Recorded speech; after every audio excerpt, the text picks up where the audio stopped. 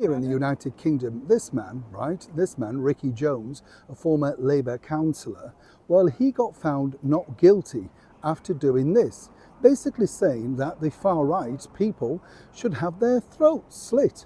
Absolutely. And it took him ages to get to court.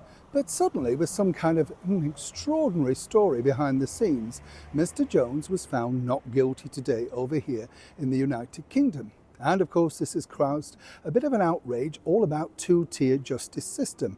Two-tier system under, of course, the current British Prime Minister, the Right Honourable Sir Keir Starmer. And this is where it gets really, really problematic now for the British Prime Minister and indeed every single person working beneath him. As ever, let me explain.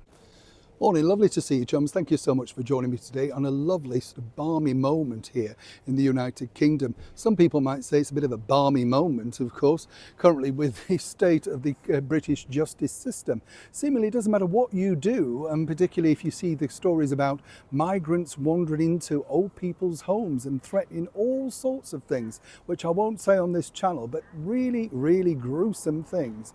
And they just seemingly walk away with a slap on the hand, basically saying, don't be a naughty boy. Meanwhile, if you are like this particular woman, Lucy Connolly, she put a tweet out, very quickly deleted it and apologised. 31 months in prison. Soon to be out though, maybe a little earlier at least. You see, the difference with Lucy and this particular man, Mr. Jones, Ricky Jones, is that Lucy is married to a Tory councillor. That's a Conservative Party member.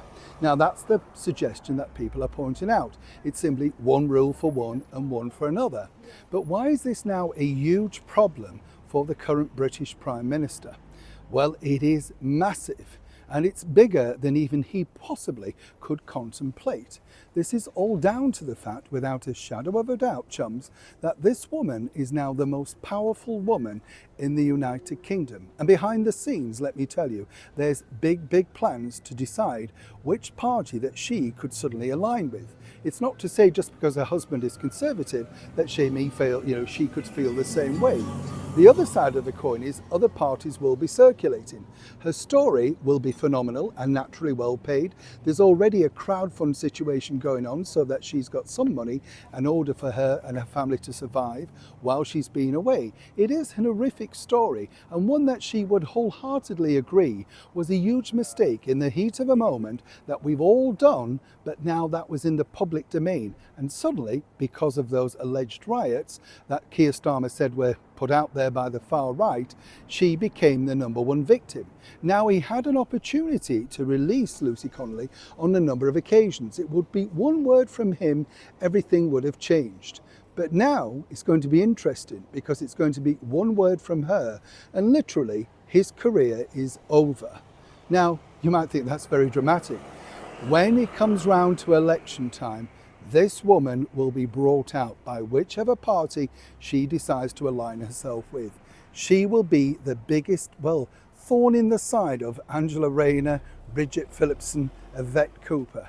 That is the problem that now truly is facing the current British Prime Minister, Keir Starmer, and the rest of the people inside number 10 Downing Street. There's no getting away from it, because even if they'd have relaxed it and said after a couple of months, okay, we feel that you've done your penance, etc., it just looks bad, particularly when you see stories like this that happened today. You couldn't get any clearer about the divide that's currently going on over here in the United Kingdom. And whichever side you fall on, you have to say it's truly not fair.